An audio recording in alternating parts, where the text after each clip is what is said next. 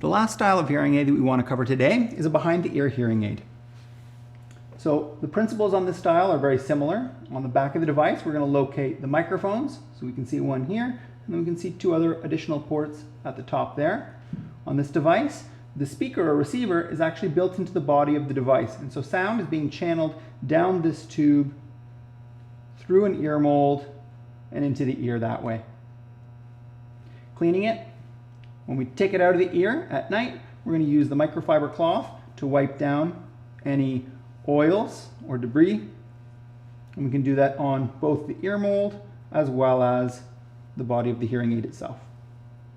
Then, in the morning, we're able to take the brush and brush away any dried wax or dirt. You can do that on the device itself as well, and we're brushing it in a way that any dirt is going to fall away from the microphones. That daily maintenance is generally enough. With this style of hearing aid, it is possible for moisture or wax to get inside of the tubing itself. And so in that case, we would want to separate these two components. So we're leaving the hearing aid component off, and we're just looking at the ear mold itself. You can use some sort of pipe cleaner, or you can use a blowing tool, inserting that in the end and blowing any moisture or wax through the tubing. You can also use some sort of a pipe cleaner to clean out that tubing as well. When you're ready to put it back on, we just insert it. Now you do have to make sure the orientation is correct. If I were to have turned this, I could be facing it the wrong way. So looking at the device, we want to make sure that that ear mold is facing towards the ear. Typically the writing on the front of the mold is facing forward towards the nose, and that's going to be the correct orientation to put it back in the ear.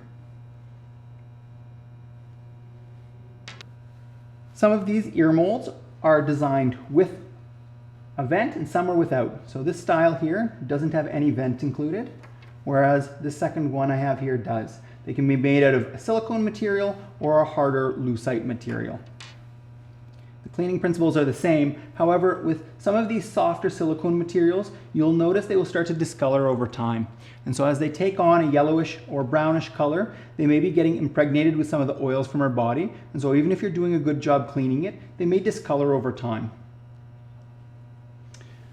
If your device has a vent, we would use one of these pipe cleaner tools to go through the vent and ensure that that vent isn't blocked with any wax or debris, as that's going to affect how it feels in the ear, as well as how sound is able to pass through that vent.